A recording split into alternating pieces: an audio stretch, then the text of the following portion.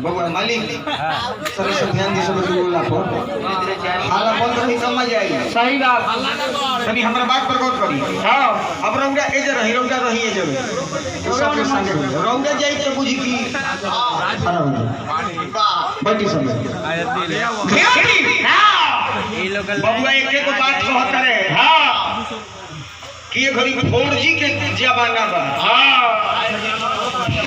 जी लॉन्च करे वाला जाना। हां बाकी भी कोइले नहीं खे ना। और मजाक करे का मतलब भौजी से करबा के मौसी से करबा। हाजी होली हम तो मजाक करे का मतलब भौजी से करब जे मौसी से ना करब ना। ए घड़ी का दो 50-50 वाला कहानी खत्म बा। ए घड़ी 20-20 वाला हो गई बा। धक्का धक्का मारे ना तो फट दे क्रिच छोड़ के बाहर हो जा। हां सही बात हो बबुआ। अबे कहार उम्र अभी 20 वर्ष के बाद हम कोनो 100 वर्ष के बुढ़ावा नहीं खेलू भाई। ना ना ना ना ना तू एक बेर काम जोन करबो तो हम 2 बेर करके दिखाई। कलाकारी ओकरा के कहल जाला। चाहे कोनो मामला में तू एक आदमी को उठा के पटक हम 2 जने के पटक कर पातर मत देखो। तो 2 किलोमीटर दौड़बो तो 6 किलोमीटर दौड़ के तब सांस ले। पुरान बोल जो बूढ़ा जाई तो सिरावर ना भूलाई। ना ना ना बुढ़ाई ने सिरावर ना भूलाई एक बार ज्योति के लोहिया पलटे के शुरू कर दी। एगो बात हमरा कहनी हो।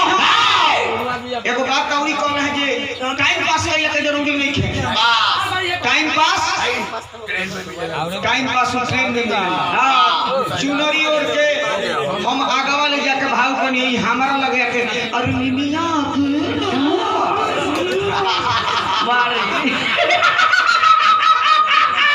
काली महीना है बोरहम बाबा हवे।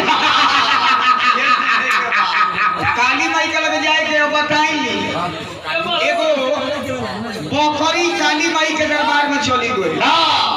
एगो पोखरी काली माई के दरबार में चली गई मुकेश बाबू। आ पोखरिया जाके काली माई से बोलस के हे काली माई। पोखरिया काली माई से जाके बोलस के हे काली माई खाली हमारे बेटा के काहे बोली चढ़ल है काली माई। काली माई बोली कि तोरा बेटा के बोली चढ़ी ना काहे कि तोर भगरे बेटा हो।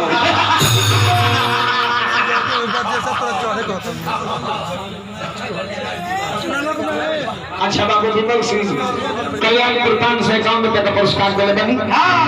विमल बाबू के बार बार प्रणाम बा। बाकी एगो बात पर गौर करी।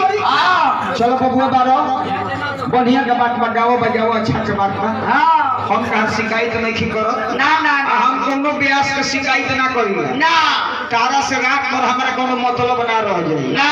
तू अपन तू कलाकारी करबो। हम अपन हम कलाकारी करे। काहे कि हमार कलाकारी कुछ अलग मॉडल के बा। आज तू हमरा से पहला बार 2 गो लगावत रहो। बाकी भोजपुरी जगत के केहू ऐसे स्टार लेवल के गवैया ना होई जकरा से एक बार हेते से भेंट नहीं खेबल। जरा वैशाली जिला कहतो अच्छा छपरा सिवान गोपालगंज उत्तर प्रदेश कहतो ना जी। तो हमनी का भी लइका बानी जा आ लइको में तू हमनी के छोट भाई बानी। सही बात गाओ बजाओ अच्छा के बात बा।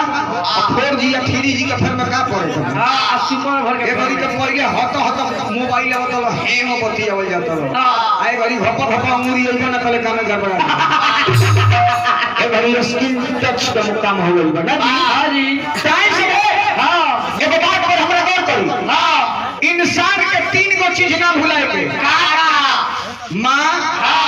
तनी हमरा बात पर ध्यान देबे के बाद 2 गोला हम बिहान चल जाई तो फिर 1 साल के बाद ओकरा खोजे पर भेटाई। ऐसे हमरा बात पर ध्यान दी। इंसान के 3 गो चीज ना भुलाए के मां महात्मा और परमात्मा।